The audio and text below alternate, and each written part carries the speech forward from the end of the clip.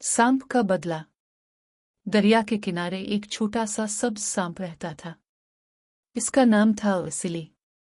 सिली को धूप में लेटना और सुकून से रहना बहुत पसंद था। एक दिन दोपहर को चंद शोर मचाने वाले बंदर उसे देख लेते हैं। देखो, ये छोटा सा आहिस्ता सा सांप, एक बंदर ने मजाक उड़ाया। वो इसके सामने केले लटकाते और जब सिली उनकी तरफ बढ़ता तो हंसने लगते। सिली को उनके केले नहीं चाहिए थे, लेकिन इसके दिल को बुरा लगा कि वो इसका मजाक उड़ा रहे हैं। उसने सोचा अब उन्हें सबक सिखाना होगा। अगली सुबह सिली एक दरख्त की शाख पर बिल्कुल खामोशी से लिपट गया। वो इतना साकित था कि शाख ही लग रहा था। थोड़ी देर बाद वही बंदर आए, केले खाते और छल के आदेर अलिफादेर फेंकते हुए।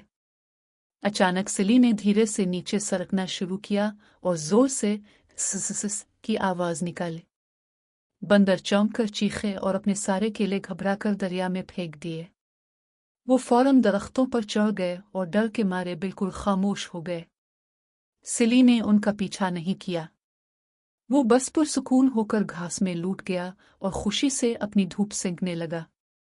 इस दिन के बाद बंदरों ने कभी सिली का मजाक नहीं उड़ाया और सिली वो सुकून और इज्जत के साथ अपनी धूप में मजे से रहने लगा।